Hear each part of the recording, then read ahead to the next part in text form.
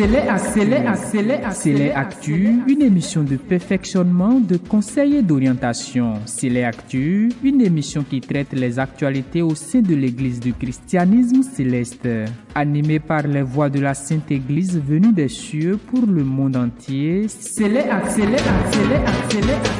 Madame, Monsieur, bonjour, bienvenue sur le plateau de Homo Célé Voice, votre chaîne chrétienne céleste qui fait la promotion de tout ce qui fait religion dans notre Église. On peut hériter de ses pères une maison et des richesses, mais une femme intelligente est un don de l'Éternel. Aujourd'hui, quel défi pour la femme de l'Église du christianisme céleste à l'heure des technologies, de l'information et de la communication. C'est le thème de cette émission spéciale que votre chaîne Homo Célé Voice organise dans le cadre de la Journée internationale des femmes. Bonne fête à toutes les femmes de l'Église du christianisme céleste. Et justement, à l'occasion, je reçois sur ce plateau pour vous deux femmes bien intelligentes, des têtes bien faites. Alors, Madame Hagbe, bonjour, bienvenue madame. À mon invitation. Merci. Vous êtes vénérable supérieure maman, c'est bien ça? Oui. Vénérable supérieure maman Oli, Véronique Boko, épouse Hagbe. Bienvenue. Merci. Vous êtes sur la paroisse Roi des Rois d'Abomey-Calavi, c'est bien ça? Oui, c'est ça. Et à Roi des Rois, vous êtes secrétaire du bureau des femmes de la paroisse. Exactement. Nous allons parler d'éthique. Vous êtes prêts? Très, très. Okay. Et vous, Madame Ariane Tossou Segla, bienvenue aussi sur ce plateau. Merci. Madame est vénérable supérieure maman Ariane, c'est bien ça? Oui, c'est bien Ariane Tossou Segla, vous êtes sur la paroisse de Akosombo. Oui. Et vous êtes la secrétaire du bureau national de l'association des femmes de l'Église du christianisme céleste. Oui, tout à fait. Maman, c'est un plaisir de vous recevoir sur ce plateau. Pareil pour moi. Alors, dites-nous, une association des femmes, pourquoi faire dans notre Église? Je voudrais bien ici d'abord remercier Célé TV pour m'avoir donné cette occasion de venir m'entretenir avec vous. Et merci de m'avoir accueilli avec vous. Alors, l'association des femmes de l'Église du christianisme céleste est une initiative de papa regretté pasteur Benoît Agbaossi qui a demandé à ce que une organisation qui pourrait permettre d'éduquer et d'orienter les femmes dans notre Église soit mise en place. Et nous l'avons, on a fait l'assemblée constitutive le 24 septembre 2004. À cette occasion, j'étais la principale conférencière pour cette activité. Et à la suite de cela, il a fait des nominations. Et ce n'était pas une élection pour me nommer secrétaire général du bureau national. Maman, vous tenez très bien votre place parce que vous êtes professeur à l'université d'Abomey-Calavi, c'est bien ça? Oui, merci. Merci beaucoup, maman. Et donc, depuis bientôt 20 ans, l'association des femmes de l'Église du christianisme céleste poursuit son combat pour sensibiliser les femmes. Et aujourd'hui, on parle d'éthique. Alors, je vous pose la toute première question. Concrètement, si on parle d'éthique, comment est-ce qu'on peut définir aujourd'hui l'éthique? Belle question. Je ne sais pas s'il faut le dire autrement que ce qui se dit. L'éthique, c'est les technologies de l'information et de la communication.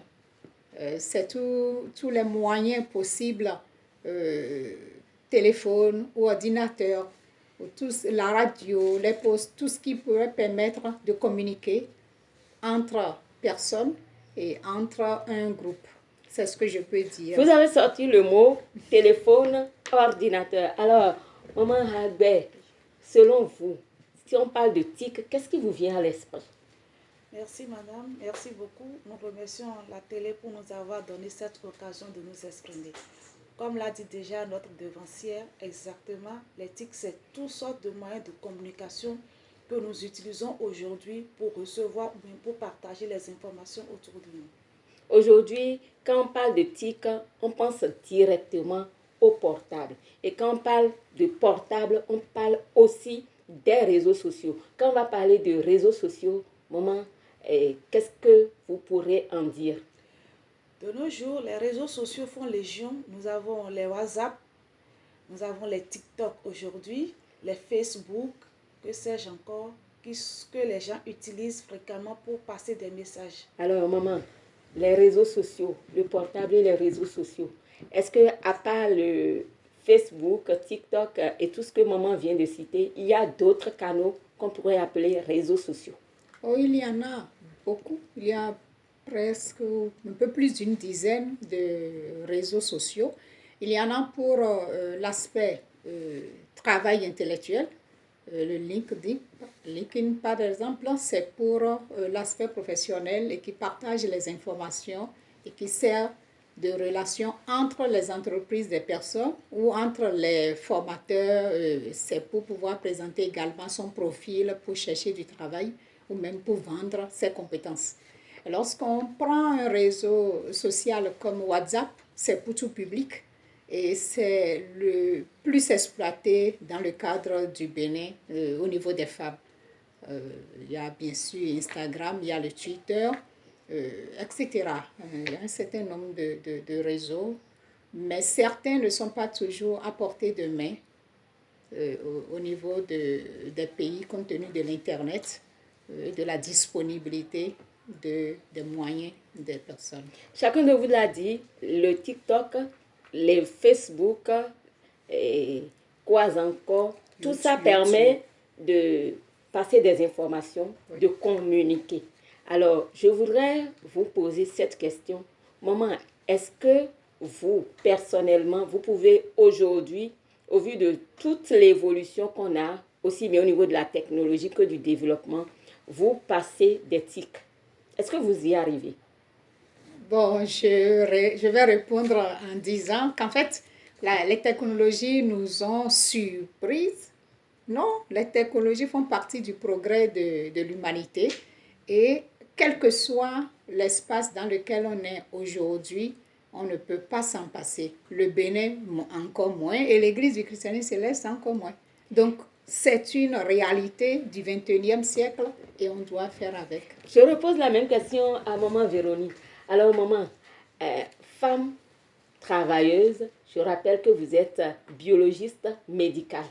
Est-ce que vous pouvez vous passer des TIC et des réseaux sociaux aujourd'hui? Merci, madame.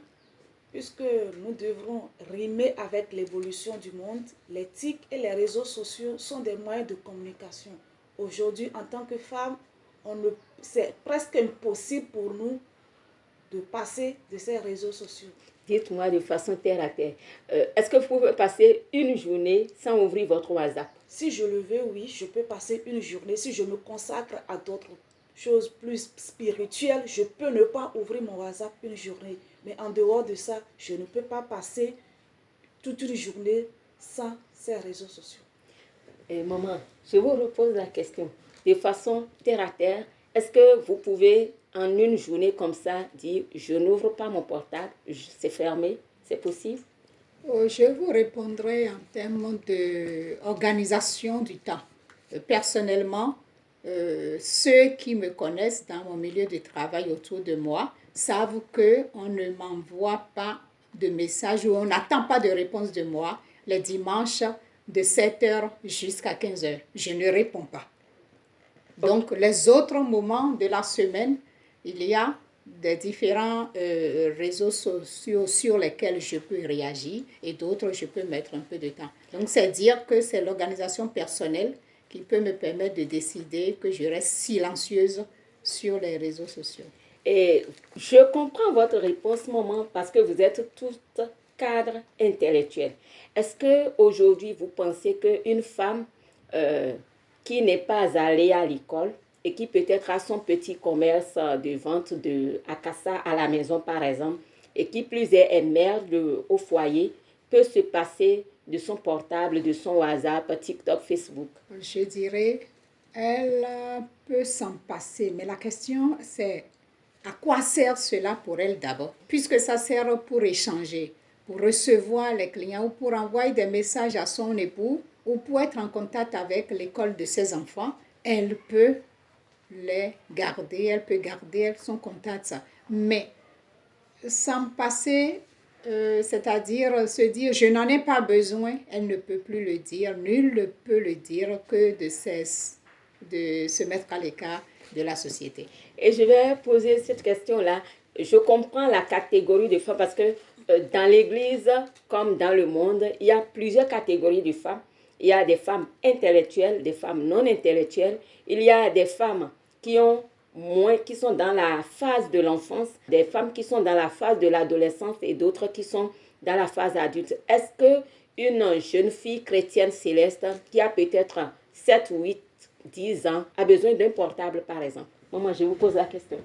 Une jeune fille céleste entre 8 et 10 ans n'a pas besoin d'éthique, puisqu'on suppose qu'à cet âge, elle n'a pas assez mûr pour faire la part des choses. Donc, ce n'est pas nécessaire pour elle. Peut-être à des personnes plus indiquées, plus grandes qu'elle, peut-être c'est possible. Et maman, vous avez certainement des enfants. Est-ce que vous permettez à votre petite fille, peut-être de 5 ans, de 8 ans, d'utiliser son portable? Bon, en fait, ça, c'est une erreur qu'on commet en remettant les portables à des enfants de moins de 12 ans. Et ce sont les parents qui le font. Et la curiosité de l'enfant est tout excitée avec cet outil à portée de main. Sinon, un cadeau à faire à un enfant ne doit pas être un portable. Avant de revenir justement sur la question des enfants et du portable qui est véritablement d'actualité, vous avez dit, c'est bien clair que selon l'organisation du temps, on peut essayer de ne pas prendre son portable, de ne pas utiliser les TIC, les réseaux sociaux pour un temps donné, mais on ne peut pas s'en passer. Alors, nous sommes dans une religion charismatique, dans une religion spirituelle où il y a la présence de l'esprit.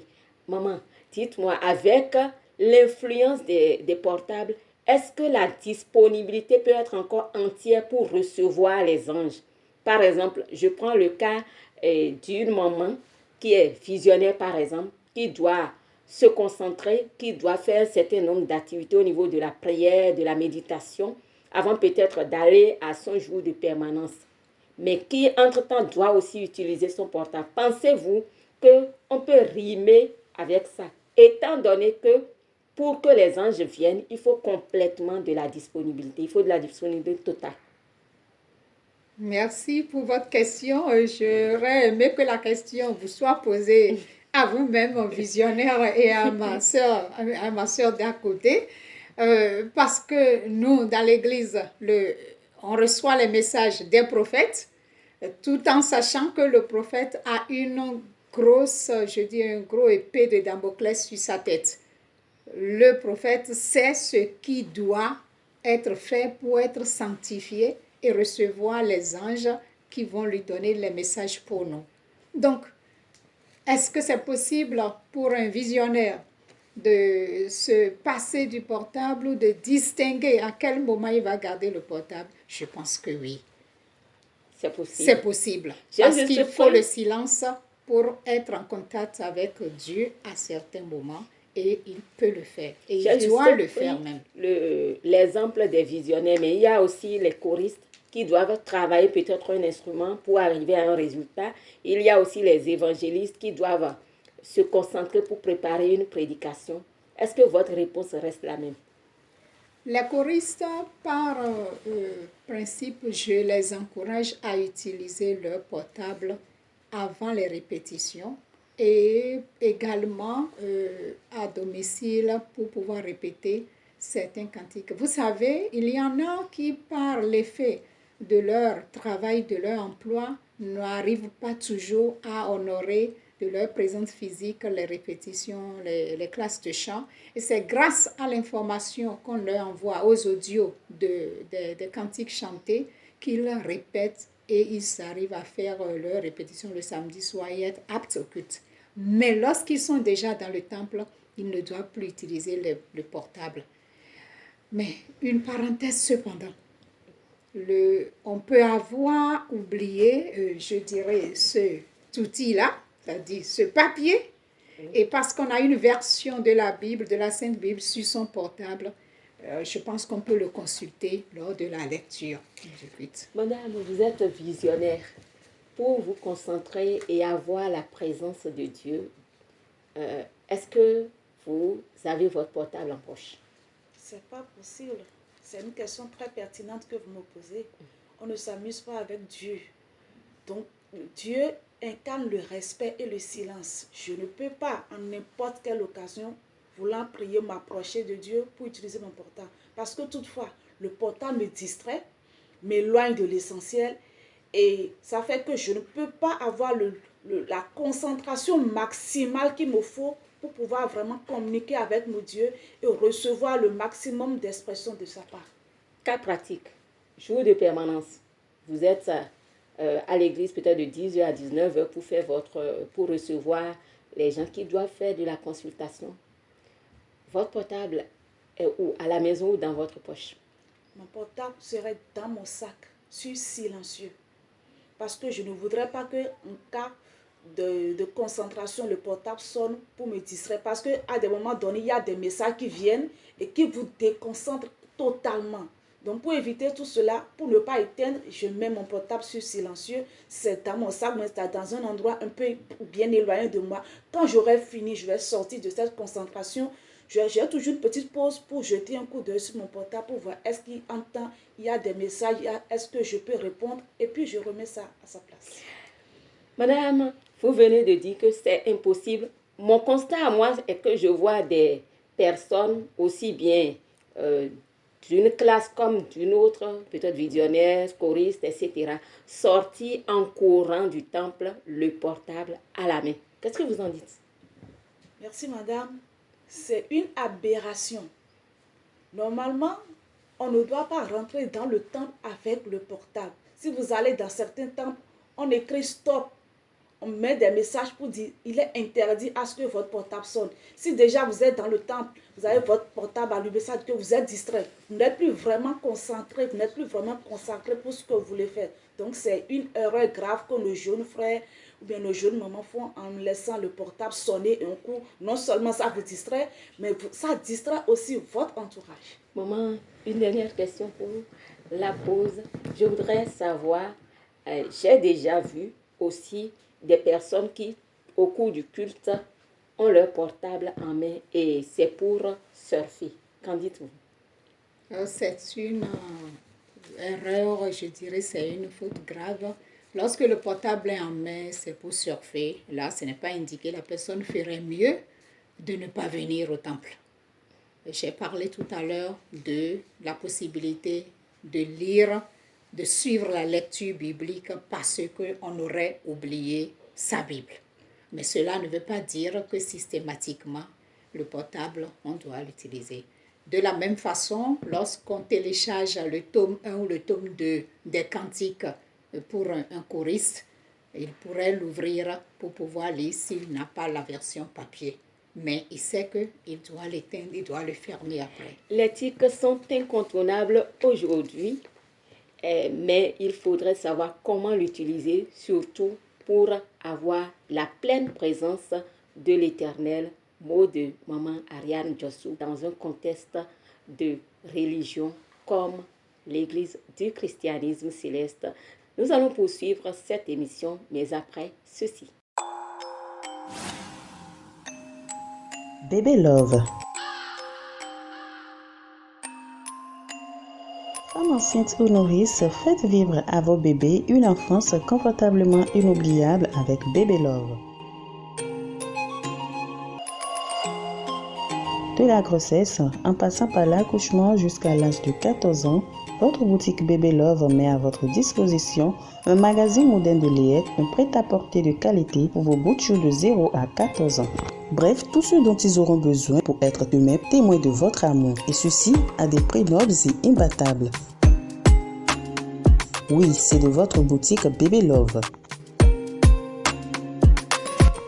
Votre boutique Bébé Love est située à Akpakpa, non loin de la pharmacie abattoir, à quelques mètres du carrefour des Gacans, sur le tronçon de la banque du billet. Faites vite alors un tour ou contactez-nous au 96 113 95 19 ou au 97 69 91 24. À Bébé Love, c'est la qualité pour vos enfants.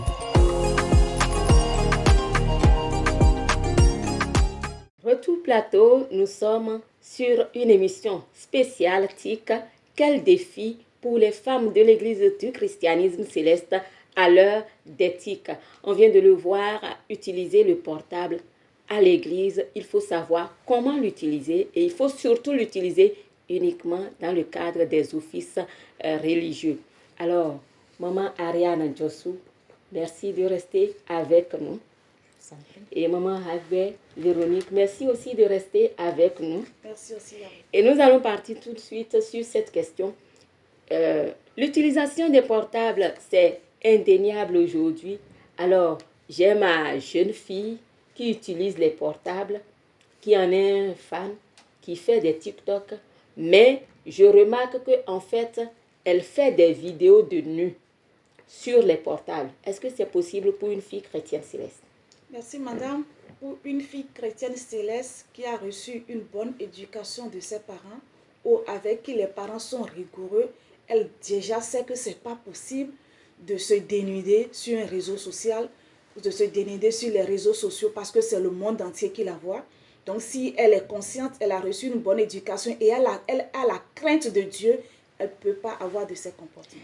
Maman, une fille bien éduquée ne devrait pas se dénuder sur les réseaux sociaux. Mais qu'est-ce que vous appelez aujourd'hui une fille bien éduquée? Alors je dirais, la fille bien éduquée, évidemment, c'est celle à qui les parents ont inculqué les comportements à avoir en famille, à l'école ou à l'église.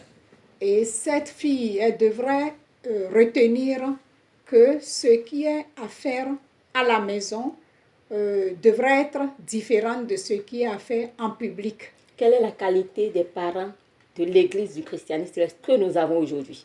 Les parents de l'Église du christianisme céleste, nous le sommes déjà nous-mêmes.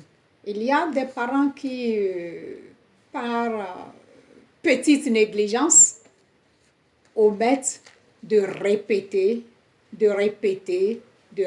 à l'enfant la crainte de l'Éternel et les comportements à avoir au plan moral et au plan vestimentaire. Et c'est ce qui conduit à ce que lorsque les jeunes filles sont en contact de leurs camarades dans le monde laïque, certaines pensent qu'elles peuvent adopter les mêmes comportements que ces autres, alors que l'Église a ses règles. Maman Jossou, qui dit portable dit aujourd'hui cesse. Et qui dit cesse dit aujourd'hui dépravation sexuelle, pornographie, masturbation et tout ce qui va avec. Aujourd'hui, qu'est-ce que nos enfants devraient regarder sur des portables? D'abord, je dis le portable, ce n'est pas... C'est l'outil pour le travail et pour la communication. Alors, l'exploiter pour ses loisirs, c'est d'aller directement sur les sites qui donnent des informations sur la parole biblique, sur la formation et l'éducation, c'est-à-dire s'ils sont des apprentis ou des élèves ou des étudiants, et sur ce qui est relatif aux recettes, je dirais terre à terre, aux recettes culinaires, et également aux recettes pour apprendre à faire des astuces pour les maisons, etc. C'est-à-dire aller sur les sites où il y a des formations qui peuvent leur être utiles dans leur vie, mais pas sur les sites pornographiques. À ce niveau déjà, il y a une dépravation qui commence. En clair, portable et cesse, c'est non. Maman Véronique, j'ai mon garçon en 5e, il revient à la maison et toute son attention, c'est de télécharger des sites pornographiques parce que en réalité, son collègue, son camarade de classe le lui a montré. Et son camarade de classe lui aurait dit que ses parents ne disent rien et que c'est normal. Qu'est-ce que je vais conseiller? Comment je vais rééduquer mon garçon ou ma petite fille de 5e? Mon garçon ou ma petite fille de 5e, je devrais vraiment l'amener à la raison. Lui montrer que son camarade de dehors et lui ne sont pas les mêmes. Et que lui, il est un enfant de Dieu. Et dans notre église, nous avons les interdits, nous avons les prescriptions. D'abord, je vais le ramener dans la Bible pour qu'il ne s'affole pas. Déjà, depuis le dehors, c'est parce qu'il a pris goût au dehors qu'il est venu à la maison pour continuer. Donc je dois lui montrer par tous les moyens que ce qu'il est en train de faire, notre Dieu n'aime pas ça, que c'est un vice, c'est un fléau. Et qu'en faisant cela, que cela va l'éloigner des objectifs que ses parents ont visés en l'amenant, en l'inscrivant à l'école. Et j'ai plutôt une fille, c'est un autre cas vécu. Et lorsque ses parents ne sont pas là, la télévision, non pas le portable, la télévision destinée à l'usage public, la fille en profite pour aller voir des sites Insta. Et je m'en rends compte comment je fais en tant que parent. En tant que parent, simplement parce que je ne suis pas à la maison. Si je peux bloquer ces sites, je bloque. Ou carrément, je débranche tout. Parce qu'il faudrait que je sache vraiment à cet âge qu'est-ce que mon enfant regarde à la télé pour son éducation. Donc, je bloque, soit j'interdis l'usage de la télé quand je ne suis pas là. Et d'autres enfants ne font pas ça. Qu'est-ce qu'ils font? Ils s'insultent à travers les réseaux sociaux. Et c'est le cas précisément de certains réseaux comme Facebook par exemple, où les gens n'hésitent pas à s'envoyer de gros mots. Et ce n'est pas les enfants seulement, c'est aussi de grandes personnes. Est-ce qu'un enfant qui est chrétien céleste, une fille comme un garçon peut se permettre, parce qu'on est sur les réseaux sociaux, de s'envoyer des gros mots? Maintenant, il faudrait qu'on apprenne à nos enfants quel usage allons-nous faire de ces réseaux sociaux. Quelle est l'utilité de ces réseaux sociaux pour nous? Les réseaux sociaux ne sont pas faits pour s'insulter. Les réseaux sociaux ne sont pas faits pour par exemple, un rendement de compte. Non, les réseaux sociaux sont faits pour s'instruire, pour accueillir des informations. Donc, c'est une très mauvaise habitude que nous devrons interdire à nos enfants chrétiens célestes. Maman Albert vient de commencer, il faut revoir l'utilité des réseaux sociaux. Maman, je suis une femme, je vends des pailles, par exemple, et je veux utiliser les réseaux sociaux. Comment je m'y fais? Bon, l'activité en elle-même exige que je fasse une publicité de ce que je vends. Alors, exploiter les réseaux sociaux pour diffuser, pour faire du commerce, oui, mais c'est le pain à rendre, c'est l'image de ce pain que je dois montrer. Et l'image de ce pain confectionné sur un corps féminin, vêtu par des filles ou des hommes, etc., pour pouvoir indiquer réellement à quoi sert mon commerce. Et donc, l'utilité, c'est juste commercial. Madame, Monsieur, vous l'avez compris, pas question d'utiliser l'éthique de façon générale pour se dénuder, pour s'insulter, et nous allons compléter pour arnaquer aussi les frères. Nous allons aborder la toute dernière partie de cette émission, le portable dans le couple. Maman Jossou, dans notre couple, est-ce que mon mari peut fouiller dans mon portable? Je voudrais, avant de répondre à cette question, passer sur le dernier concept que vous aviez donné tout à l'heure. Ne pas utiliser les portables pour anarquer, pour escroquer. Et je voudrais dire ici qu'il y a toujours la référence au cadre juridique sur le numérique et sur l'utilisation qu'on doit en faire. C'est important qu'on puisse le mettre à disposition des jeunes et des femmes elles-mêmes. Parce que quelquefois, c'est par ignorance que cela se fait. Et c'est également par ignorance que quelques jeunes filles pensent faire bien en se dénudant, en faisant la photo du nu et en envoyant à leurs copains. Et dans l'église, ça se fait.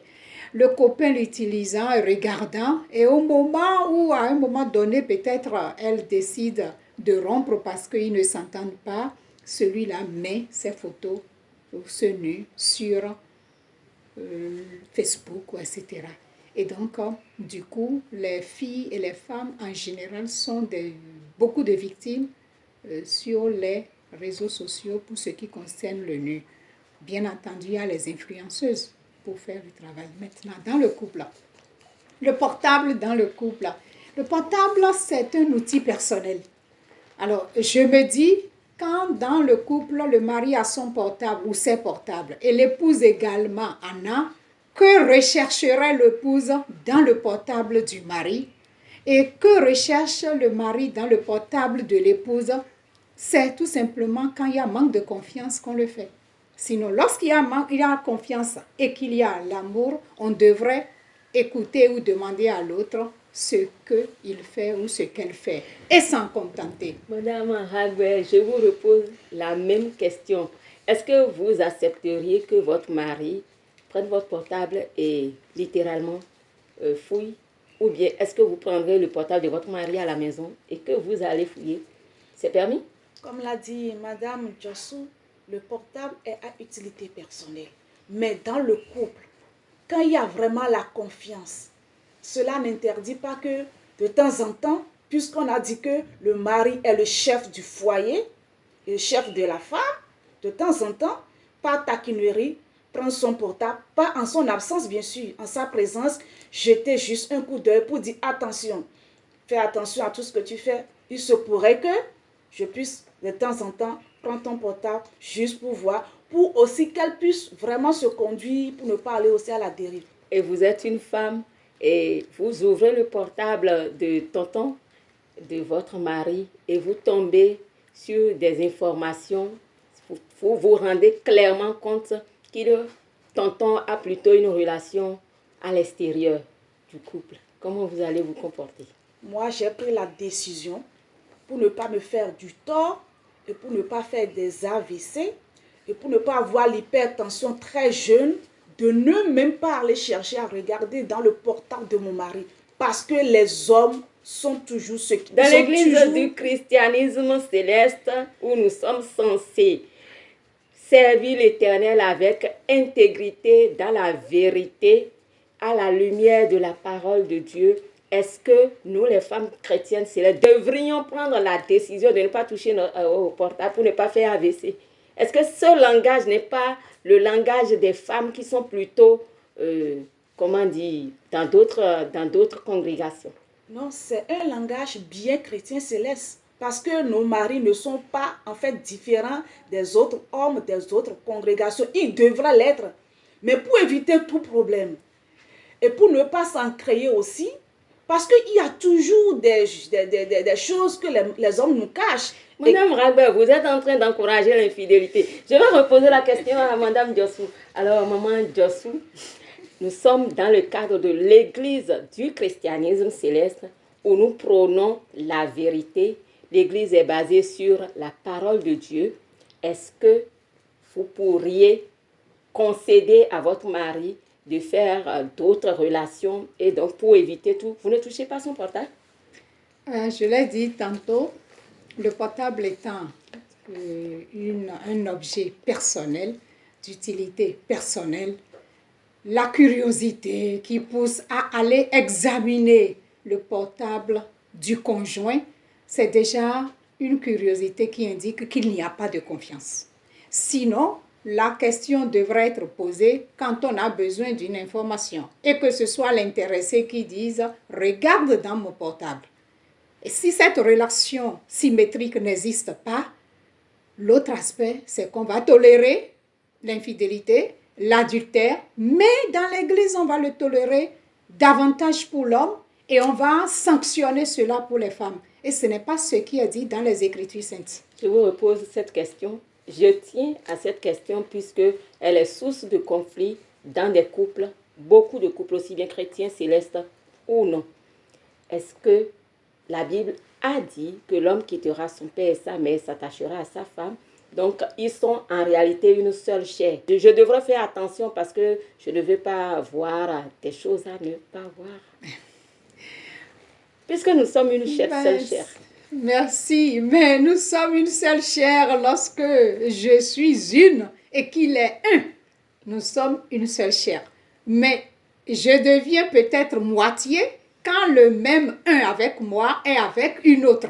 Parce que ça veut dire qu'il a laissé une moitié de lui de mon côté ou avec moi et qu'il a laissé une deuxième partie de lui avec l'autre, une troisième partie de lui avec l'autre. Du coup, il est en plusieurs morceaux avec chacune qui a quitté ses parents. Où est-ce qu'il se retrouve? Est-ce qu'il est toujours avec une? Ma question demeure. Donc, nous allons donc retenir ici qu'il est possible dans l'Église de ne pas être une et une seule chair avec son épouse. Je m'en vais poser une autre question à maman. On voit très souvent les petits-enfants, déjà 1 an et demi, 2 ans, avec les portables de leurs parents. Est-ce normal? Ce n'est pas une bonne chose parce qu'un petit d'1 an ou de 2 ans n'a pas encore cette maturité qu'il faut pour discerner ce qui est bon de ce qui n'est pas bon. Ce n'est pas bon que les parents laissent le portable aux enfants, aux petits-enfants. Les parents disent souvent qu'ils ont téléchargé de petits jeux pour les enfants et puis l'enfant peut jouer le jeu sur le portable. Est-ce que c'est une attitude normale? Ce n'est pas une attitude normale. Si vous voulez que vos enfants jouent des jeux, il vaut mieux acheter pour les enfants des jeux de construction qui pourra vraiment les aider au lieu de leur laisser le portable parce qu'une petite distraction suffit que l'enfant aille dans un menu ou aller tomber sur quelque chose qui n'est pas bon pour lui. Madame, est-ce qu'il est recommandé de laisser son portable aux enfants?